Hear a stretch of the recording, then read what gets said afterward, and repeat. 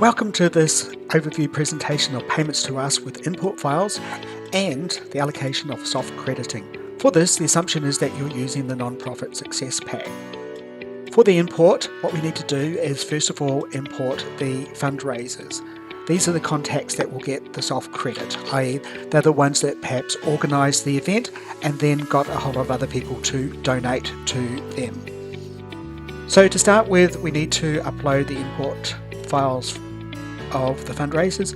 So for that, I go into the import file section, I press new to create a new import file,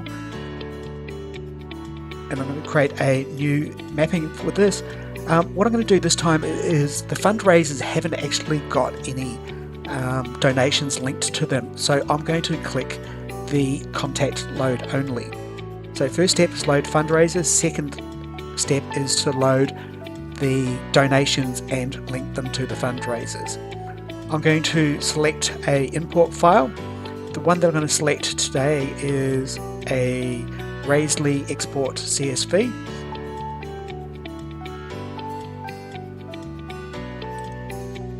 And open that.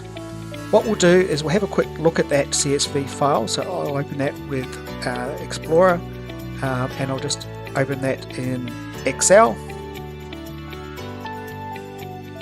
You can see here that I've got details such as first name, last name, and ID, but more importantly, if I scroll through here, I've got the fundraiser first name, last name, and I've also got the fundraiser ID as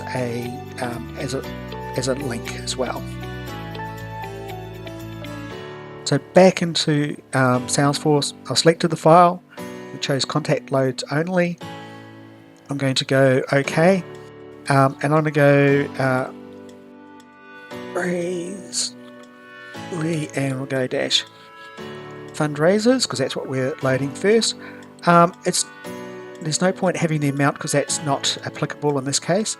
But what I do need to have here is we need to have the first name, last name. So that's going to be the fundraiser first name. The email is not related to the fundraiser, and I need the fundraiser ID,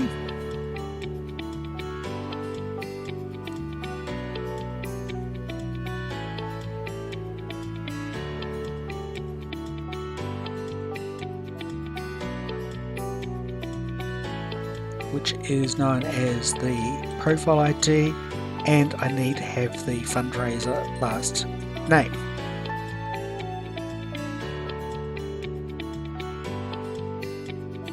The fundraiser last name needs to be matched to the last name. So this is very important for importing just the contacts only.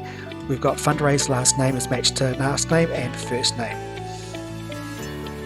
Okay, there is nothing else that I need here. I'm going to save this mapping so that we can use it for a future.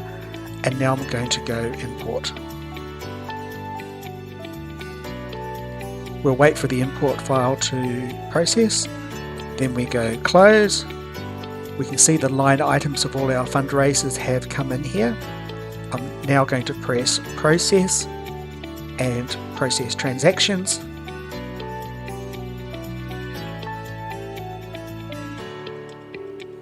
And in a few moments those transactions have been successfully processed. I'll have a look at the payment transactions.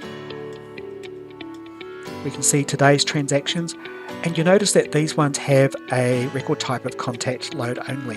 So that means that there is no financial information linked to them, and they're purely in here to create or update fundraiser details.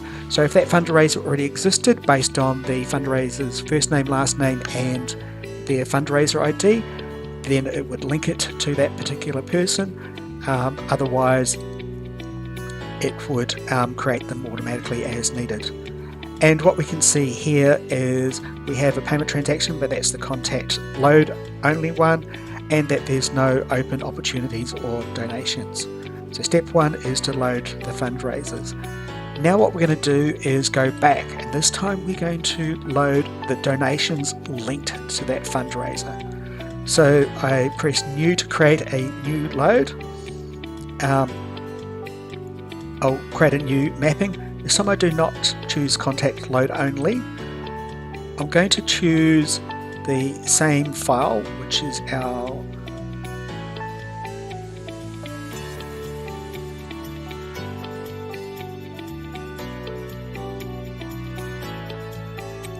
Raisley donations. I go OK, I go next, and I go Raisley dash donors this time. This time I am going to have an amount, but because it's a donation field, I'm actually going to link that to the donation amount. So amount goes to donation amount. This time the first name is the first name of the donor, and the last name is the last name of the donor, which is great. What I'm going to do now is I'm going to link the fundraiser last name and fundraiser first name and the fundraiser profile ID. Okay. Then if we have any other information about the donor, then we should try and map that as well. So things like, email address or mailing address, etc. Okay, I'm going to go back here and save this mapping. So the very key thing here was I'm loading the donations and I'm linking it to the fundraiser.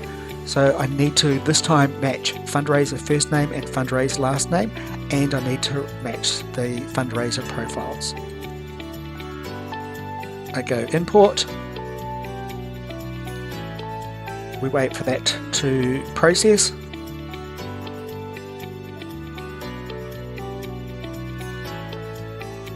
And I go close. I can check for any errors here. There are no errors. I can check my mapping by going into those details. I'm going to press process and process those transactions.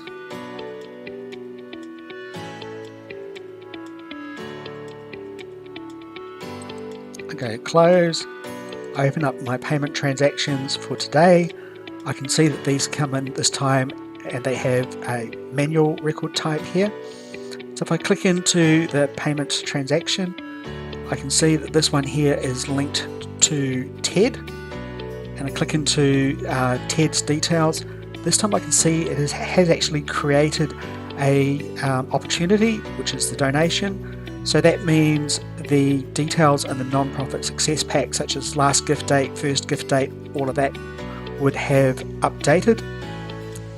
So if I go into that opportunity, what we'll now notice is related to this opportunity is contact roles.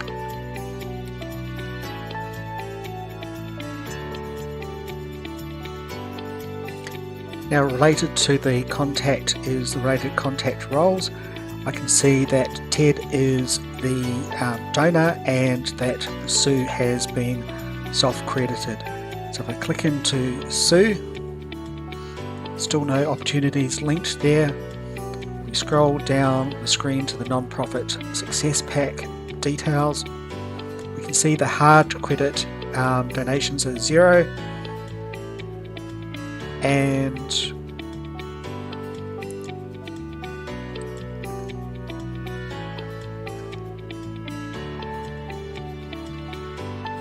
if we scroll down the screen here, we can see that Sue has no value showing in the donation section, but if we have a look at the soft credit totals, you can see that.